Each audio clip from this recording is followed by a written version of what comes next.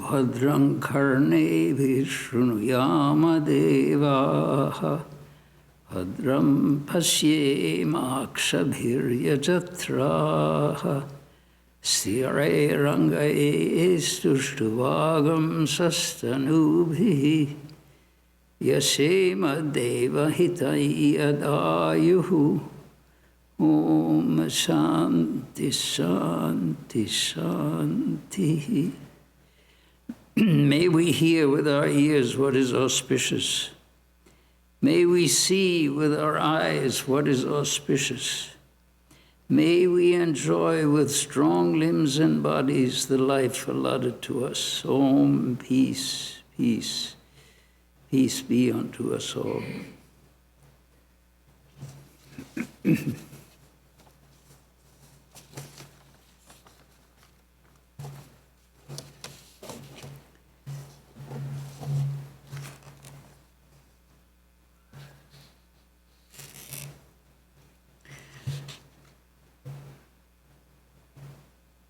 The presence of God.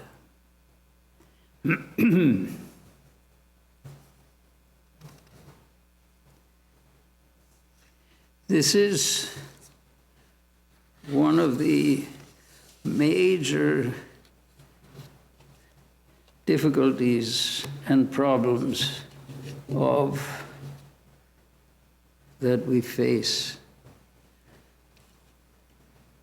If nobody had ever said anything about that there was such a reality as God, something beyond this nature, something beyond ordinary experience, we may not have worried about it. It may not have affected us very much. We probably would think, okay, this is the way this life is. It comes, we come into being, and we live for some time, and then we move on to something else that we don't know about.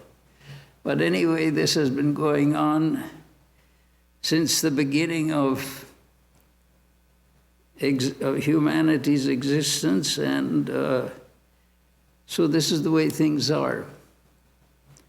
No point in worrying about it. You make the best of what is here, and that's all you can hope for. But that has not worked, because all through human history, these questions have arisen. Is there anything else? All that we know is what we have experienced so far. We were born, somehow or other we found ourselves, we don't even remember the beginning at all. Slowly we become aware of the situation we're in. And it's perfectly, it seems to be, this is the way things are, this is perfectly natural. There's one amazing thing about very small children. If you ask them, even when they're quite young, how old are you? They'll hold up 3 fingers. I'm 3 years old. They don't say that, but 3 fingers they hold up. So then they'll hold up 4 fingers, 5 fingers. Finally, they're able to say, yes, I'm 6 years old. But it's amazing, and I have often wondered at it.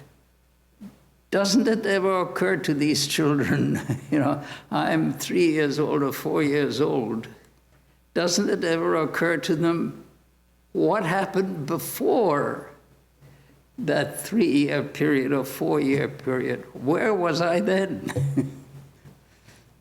I don't know, maybe some of them do feel that way. The parents should be able to tell us if any child really asks that question. They may, but at least ostensibly, they're perfectly satisfied. I'm 3 years old. Very proud of it. I am 3 years old. But what happened before? What happened 3 years ago? Or 3.5 years ago? Where was I then? where, what was my experience then? Who is this I that seems to be 3 years old now? What was it before? But somehow or other, this doesn't occur to us. There is something in the human system that simply wipes out those questions or doesn't or prevents them from arising.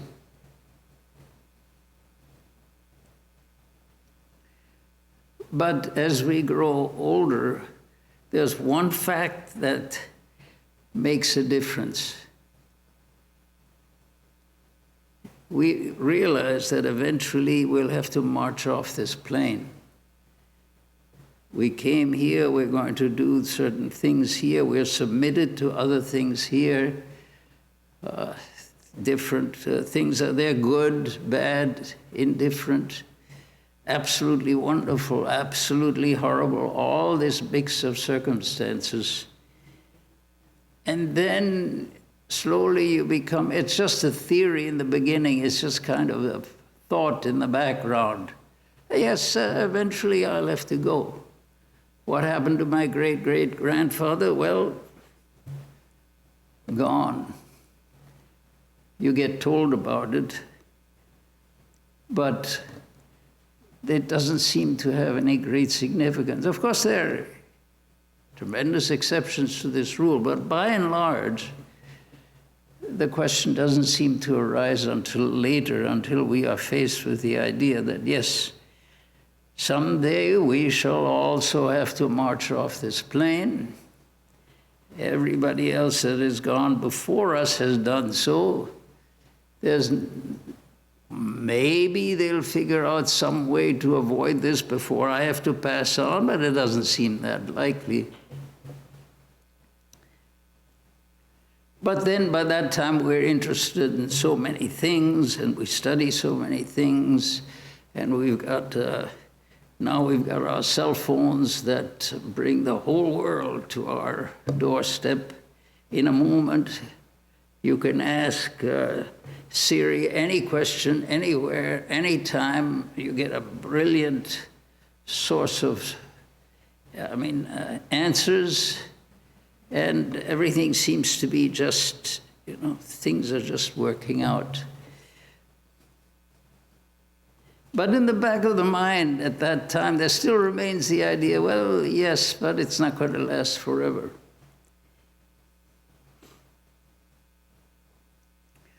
So, after some time, when we can no longer ignore that fact, what is going to happen to me eventually? Under the best circumstances, 133 years is, I think, the oldest recorded person, 133 years old. They talk about Methuselah at some 800 years or whatever, and in the Indian tradition, there's King Yayati, I think, who lived for 900 years. All right, 900 years. Oh, give and take a few. We'll up it to 1,000. All right, 1,000 years. Fine, but that 1,000 years is going to come to an end sometime. And then you're faced with the question, okay, what happens to me now? Where am I going? And that immediately brings also the question, well, where did I come from to begin with? Where was I before I was? So these are the questions that bring us to a serious consideration of trying to discover the depth, the underlying reality. Is there such a thing? Is there an underlying reality to everything? Or is this life just an accidental assortment of events, occurrences, people, relations? Is it accidental, or is there a meaning there? Is there a purpose here? Now, one of the nicest answers that I have seen, of course, large numbers of answers have been given by the various religions of the world, and in Vedanta, of course, Swami Vivekananda has specifically addressed so many of these issues in so many different ways. Sri Ramakrishna has taught us so much in detail, and going back to the ancient teachers and incarnations, the ancient traditions, so much has been said, so much has been written. But I was impressed by something which was not written by any of these people. It was written by a man. He was a theologian, but you would expect him to be purely an academic. His name was Charles Carroll Everett, and he was a professor of philosophy at Harvard University around the turn of the century and before. Swami Vivekananda, he knew Swami Vivekananda, and probably he's the one who invited Swami Vivekananda to address the Graduate Philosophical Society at Harvard in 1896. And believe it or not, purely coincidentally, the lecture was given on March 25th. So this is an anniversary of that lecture. 122 years ago, Swami Vivekananda spoke at Harvard University in Cambridge, Massachusetts, and addressed the Graduate Philosophical Society. And a pamphlet was put out, actually published by the Vedanta Society of New York, containing the results of that lecture. And there's only one sentence in Dr. Everett's introduction. He wrote an introduction to this pamphlet, but there's one sentence which is highly significant, and really it is the essence of the problem of trying to discover what else there is in this, what else there is in this universe, what else there is to sustain life. And the sentence is this: we Occidentals busy ourselves with the manifold. We can, however, have no understanding of the manifold if we have no sense of the one in which the manifold exists. That really is the core of the whole problem. The question is not whether you believe in God or whether you accept these spiritual principles just simply from a purely philosophical standpoint or from a purely spiritual standpoint. This is the essence, this is the problem, which is being tackled, which is being so well stated here. We can have no understanding of the manifold of this experience, of this life, if we have no sense of the one in which the manifold exists.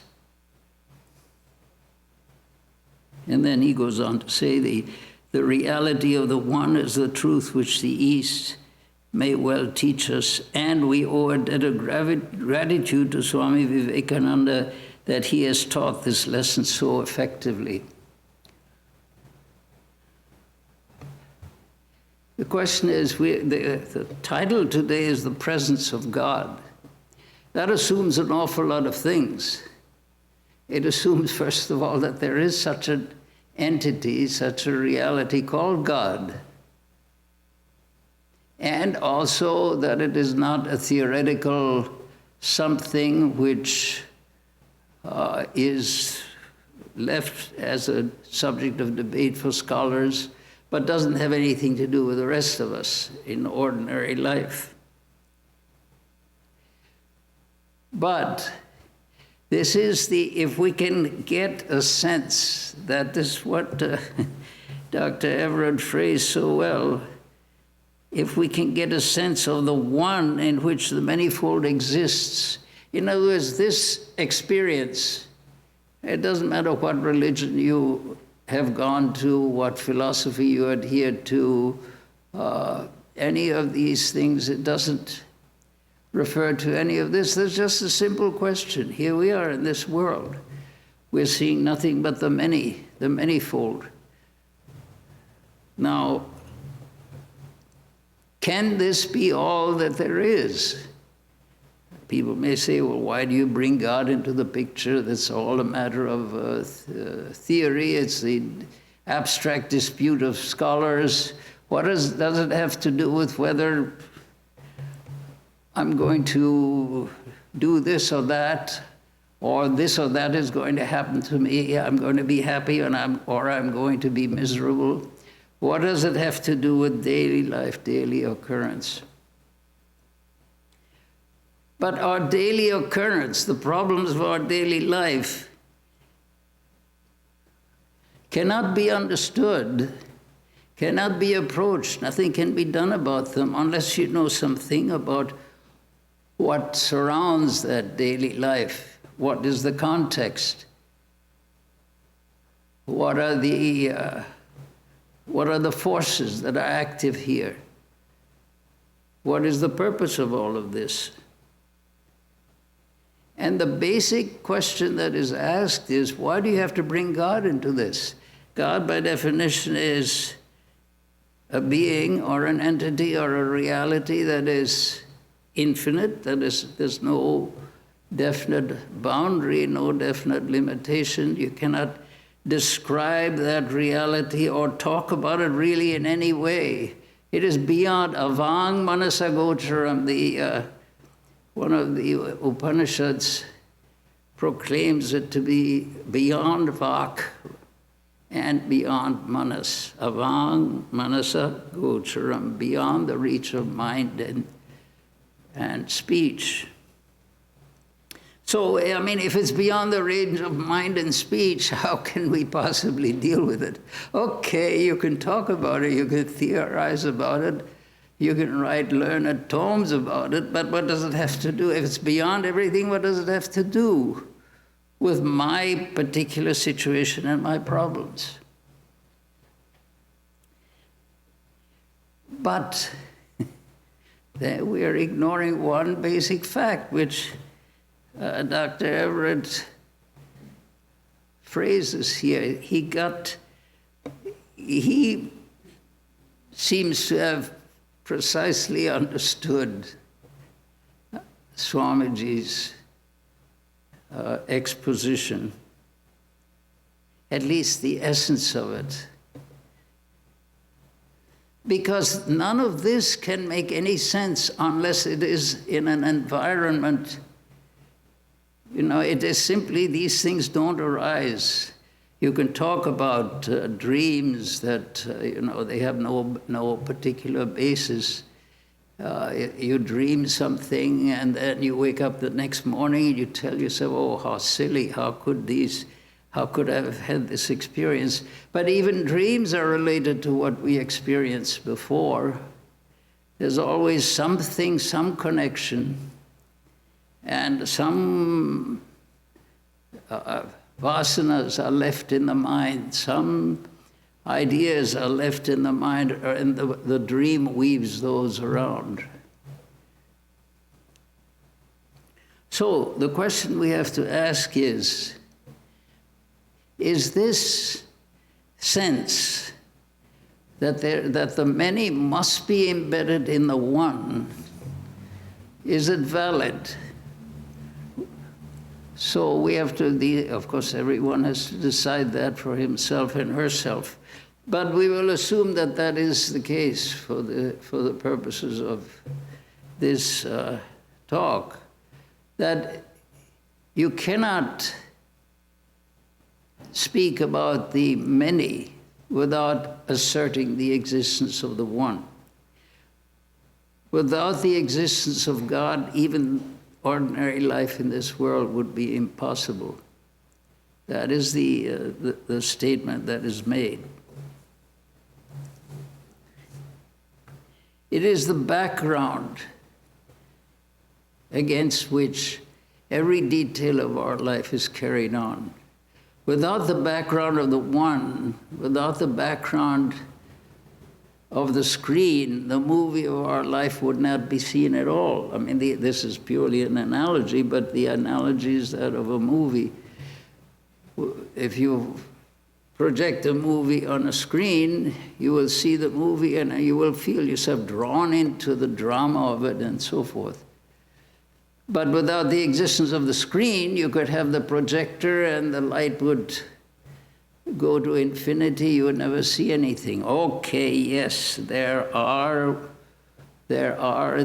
these holograms that appear in empty space. But that's stretching the analogy. This is just using the analogy here that there has to be something upon which the experience of our life is projected. And we use that as an assumption and then proceed further.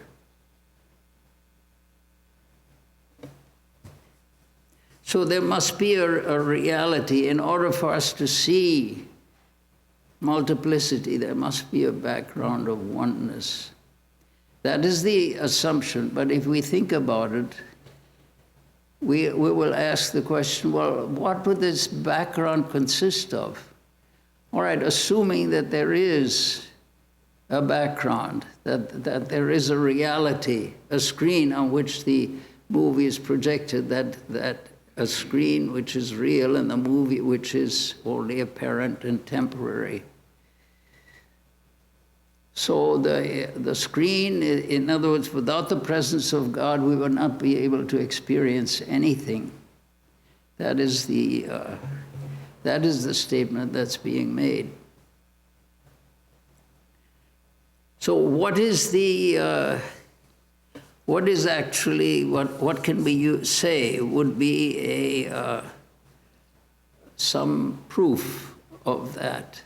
In other words, is there anything left here in our experience that talks about God?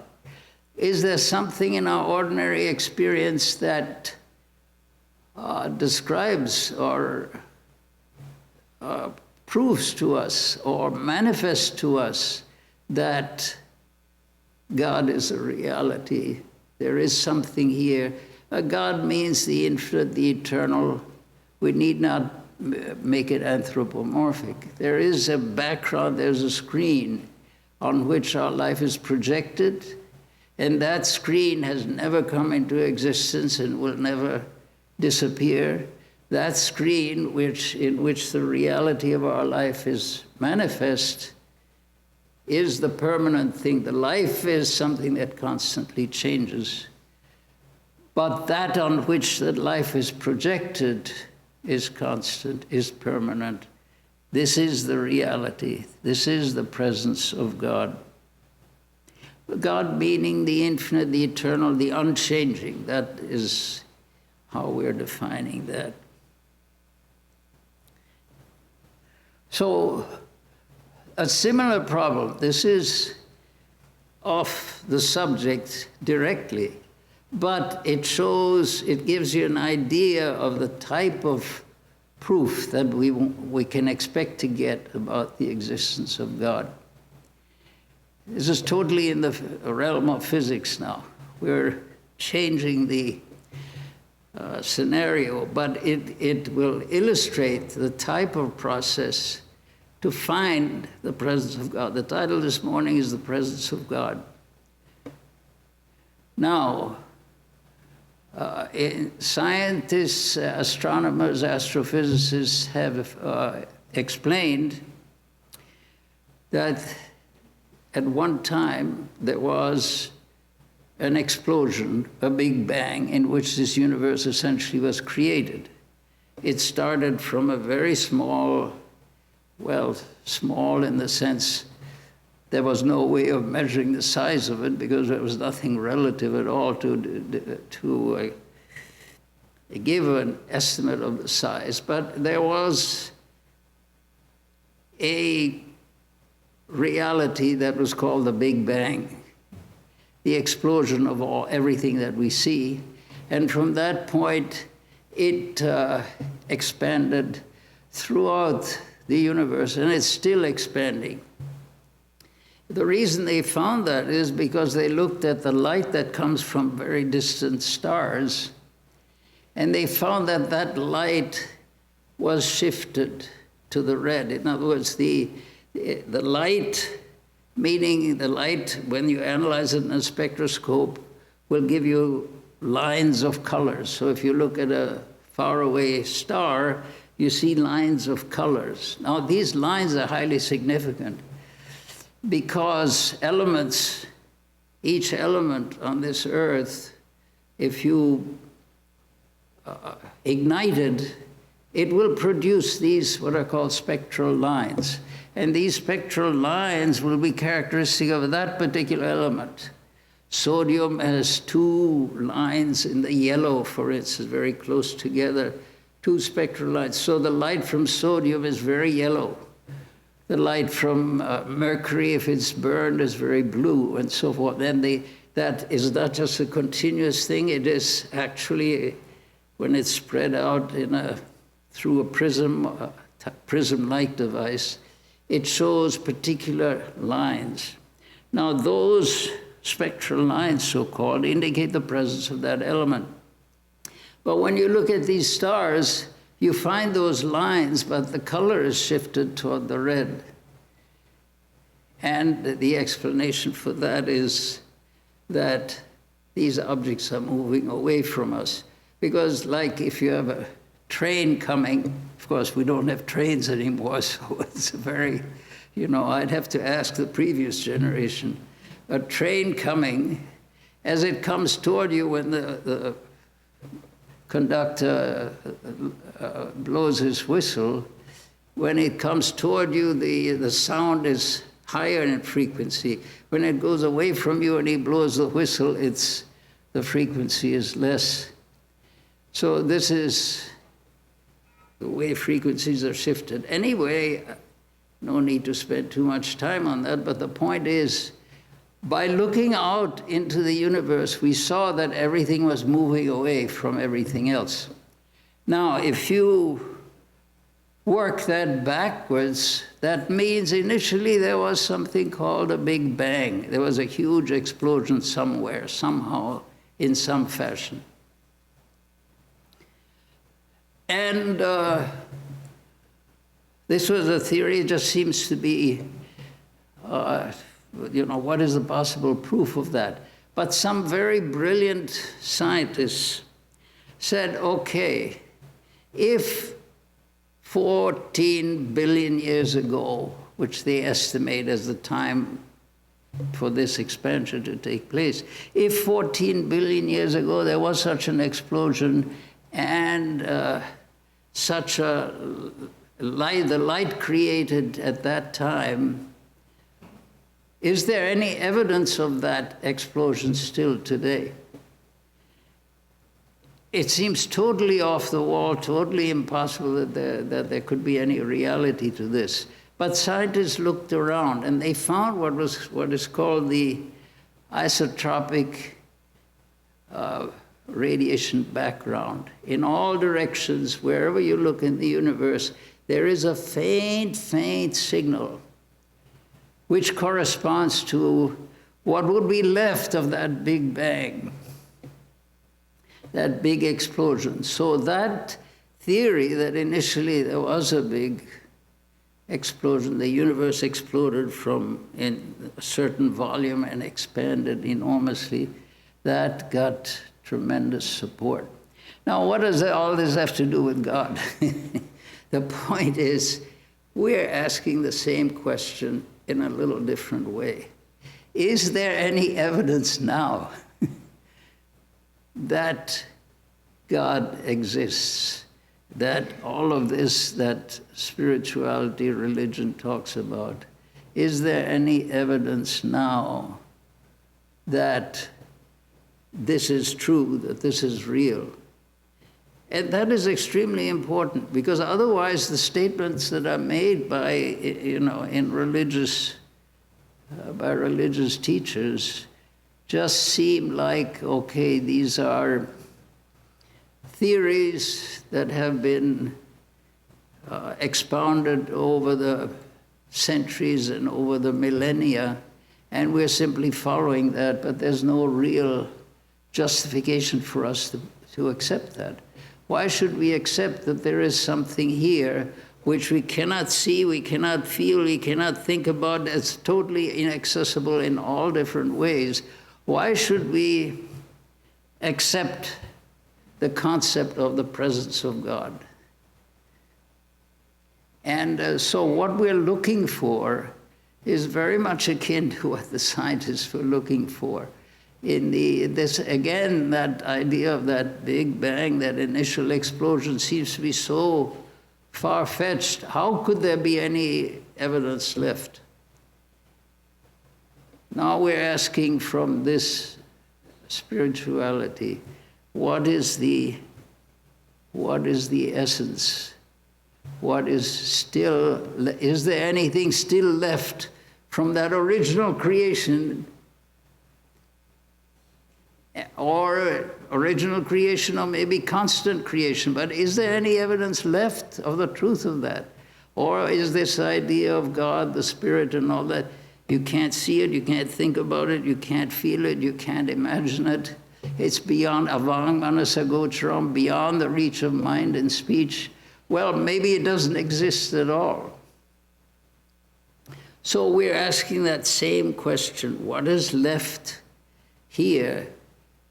To what traces do we have that we can say, yes, God exists?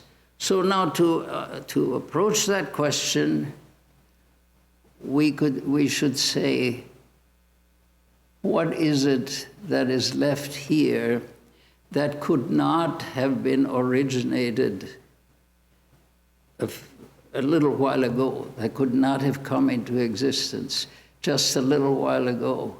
Is there something permanent? Is there a substratum? Is there a permanent background reality on which our day-to-day existence is projected? And so in order to tackle that question, we should ask, what is there here right now in our daily experience that could be left to prove to us that there is something which goes back beyond imagination, that was always here, that was never created?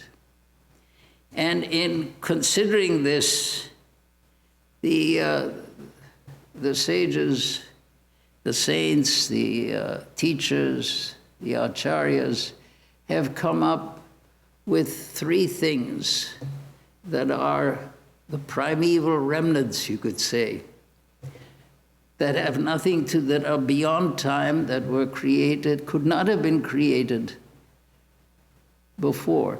Now, exact proof like they got of the isotropic universal radiation background, you could, also people at that time questioned it. So here now, but these are the things to consider. Those three things that remain here from ancient times, everything else here has come recently. This temple came in 1959. Our edition came in 1996.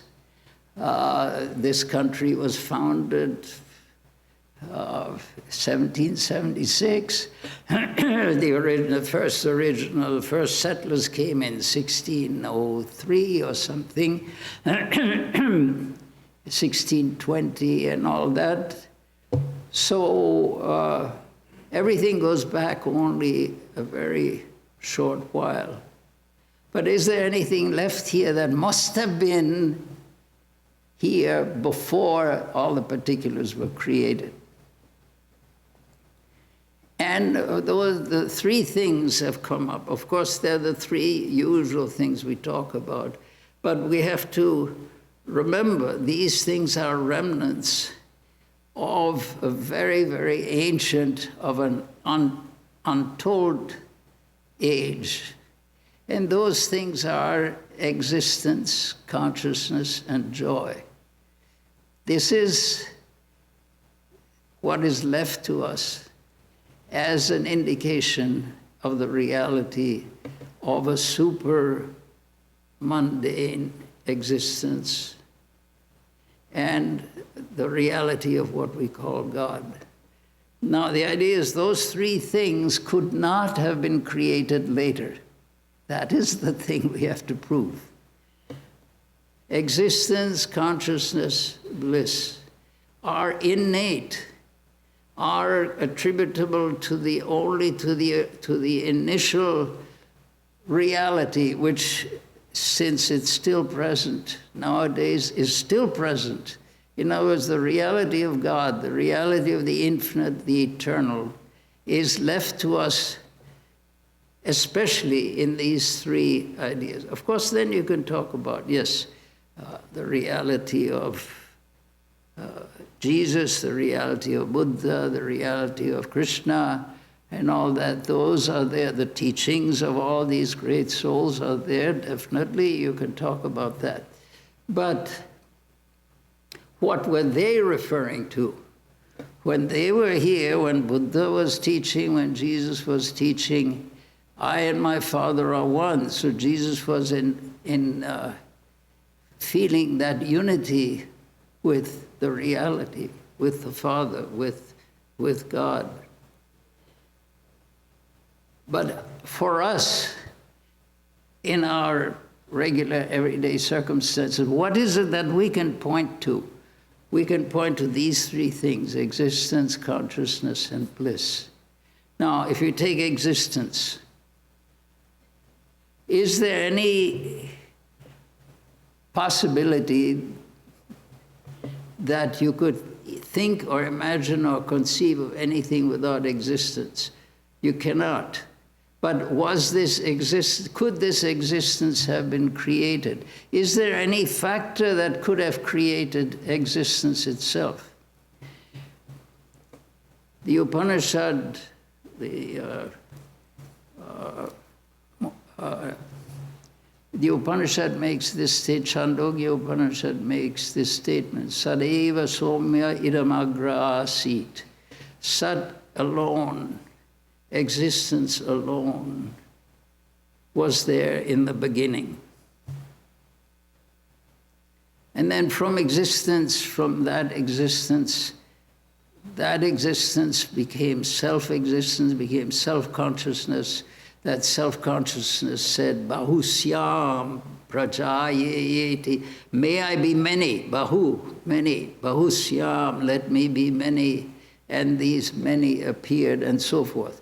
But the initial statement was that Sat, existence alone, was there in the beginning. Can we imagine existence being created? It is impossible, because if we imagine a time before existence was created, it's self-contradictory. We have to be existing in order to imagine non-existence. The Chandogya Upanishad raises this question. Could it have been, it says, some people say in the beginning was non-existence, and from non-existence, existence was created. The Upanishad itself says that could not be, because who is there? Who would have been there to assert that non-existence existed? In order to be conscious of anything, there has to be existence there. So existence, this is the challenge. I will challenge all of you to prove, or in some way determine, a time when existence could have been created. So the statement then is made is that existence itself is an eternal reality that could not have been created. That is the first challenge. What we're doing actually is proving the existence of God. I hope you appreciate the importance of the exercise that we're going through. That's one thing, existence. Now, the same thing is with respect to consciousness. Is there anything, could you say that consciousness was created at any time? Existence, we have said, okay, that we cannot, existence must be an eternal reality. There's no way of imagining the creation of existence. In the same sense, there's no way to imagine the creation of consciousness. If one makes such a statement, one assumes the existence of a consciousness that saw the creation of consciousness. Third thing is bliss. And that is one of the most immediate factors. Because when are we most happy in our daily life? When are we most happy? When are we unquestionably happy? When we're sound asleep. Well, you say, well, sound asleep, where I don't know anything, how can I be happy? The point is, if you don't have sound sleep, you become very disturbed. Why is it? I'm not getting sleep. One night, all right. 2 nights, all right. 3 nights, I begin to worry terribly. I go to the doctor and I go get this medicine and that medicine, and oh, don't use those. You'll become habituated to them. Yeah, but I want sound sleep. Okay, why do you want sound sleep? What is the reason that you want sound sleep? What do you experience? What do you enjoy? What are you aware of in sound sleep? Nothing. Absolutely nothing. I was sound asleep. How do I know I was sound asleep? Because I knew nothing. I was totally unaware of everything, and that made me most happy. Now that's totally self-contradictory. I normally think that, no, I need certain things. First of all, I need food, I need water, I need rest, I need companionship, I need relationship. All these things I need in order to be happy. I demand these things in order to be happy. Yes, that's fine. We do that, and it's good, and it's necessary, and it's great. But it's not fundamental. Because fundamentally, we are most happy when we don't know anything, we don't think of anything, we don't imagine anything. We are most happy. So, this is again an argument that basic condition, when all of this is gone, all the things we normally enjoy, we normally feel are absolutely necessary, essential, and so forth. When all these things are gone, I'm in a state of extreme happiness. So that, looked at in another way, shows that this happiness, ananda, happiness without unhappiness, that is ananda. The only time we have happiness without unhappiness is in that condition of deep sleep. And it's absolutely essential for us. So it's an uncreated reality. It's something that is fundamental, and it's something that is original. It has not been created by anyone, always existing. So these 3 characteristics, Satchid Ananda, are uncreated.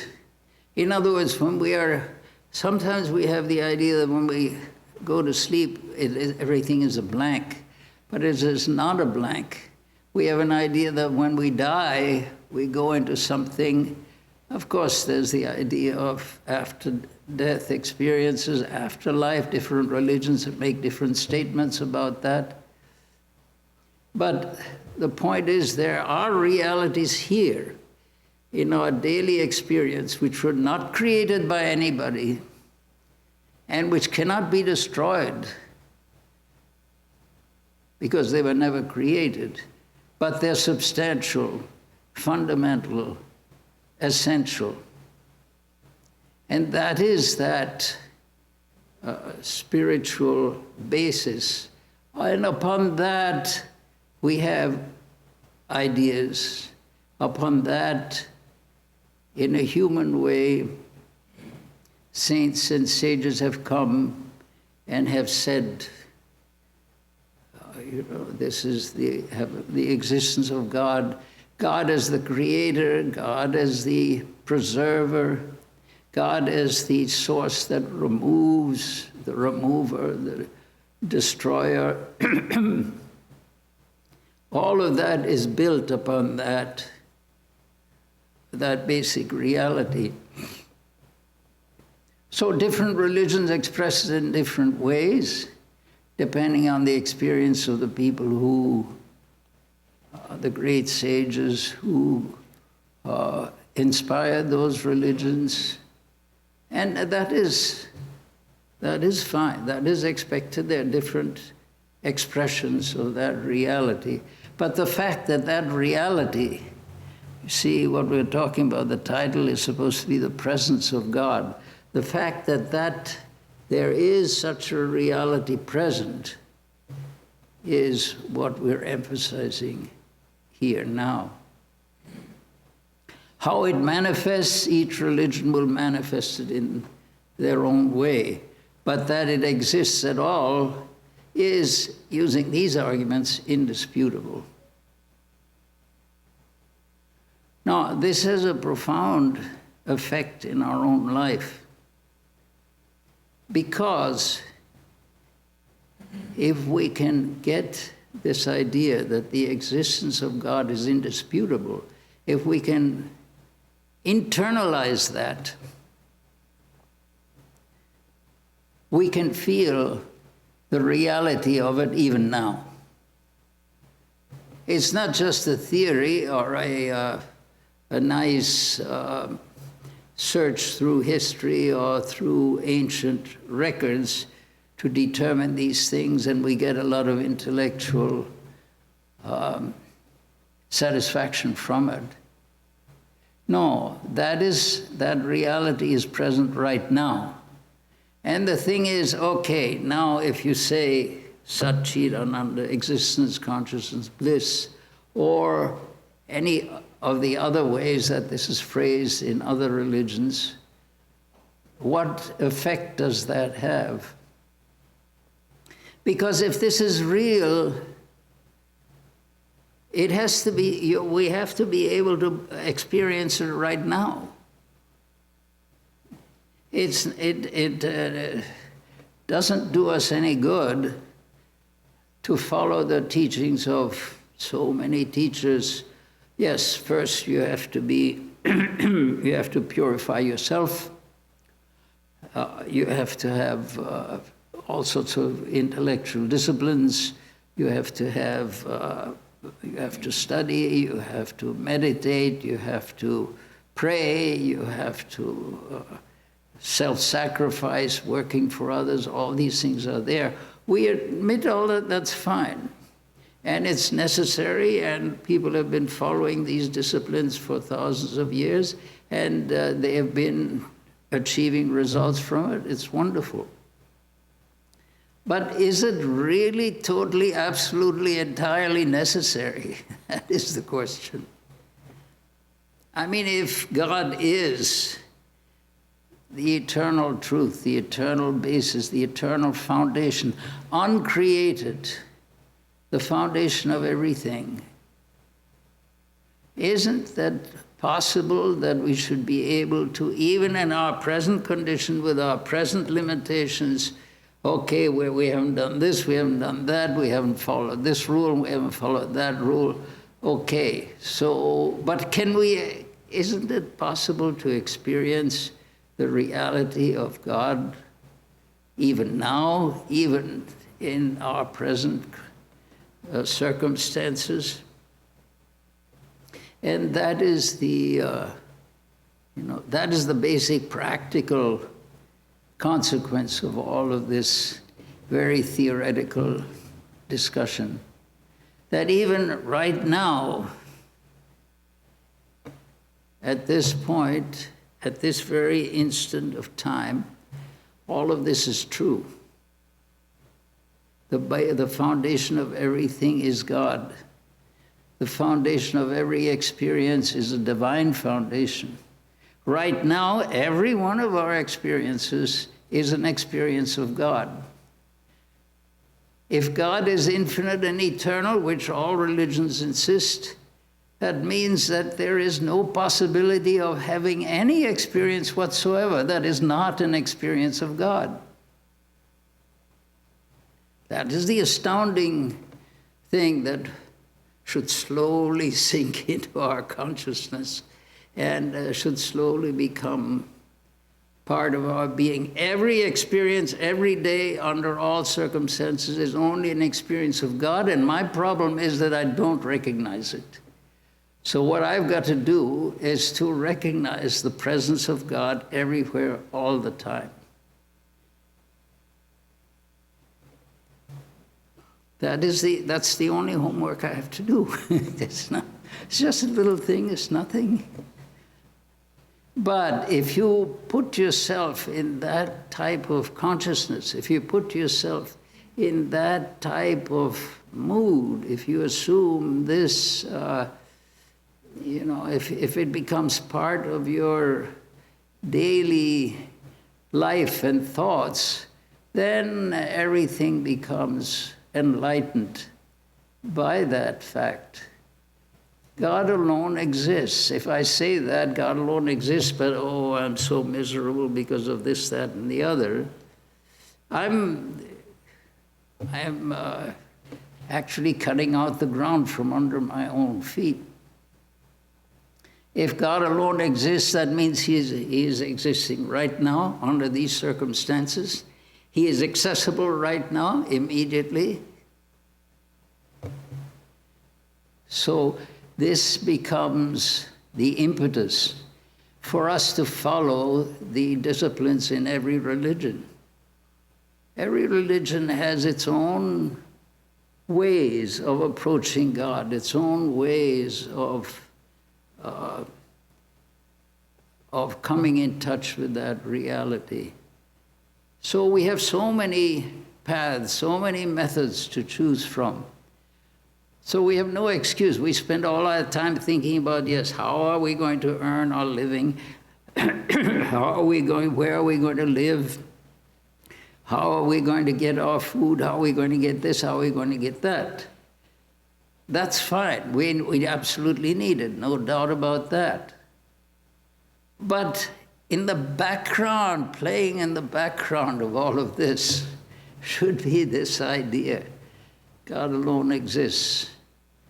Not only that, if I center myself on God, all these other things become much more easy to do.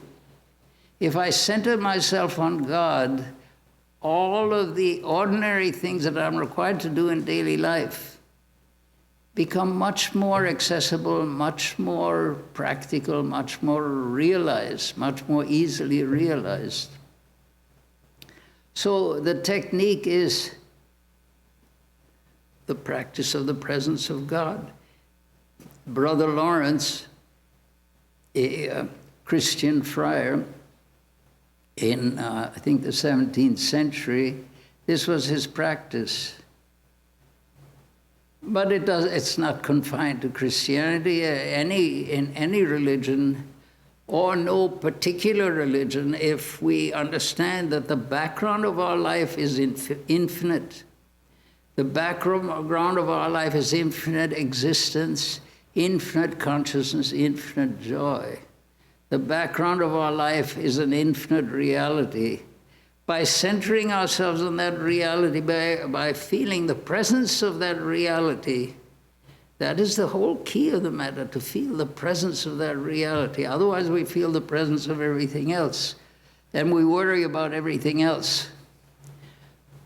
But if we feel the presence of that reality, the amazing thing is, even ordinary things become much more successful, much easier, much more workable.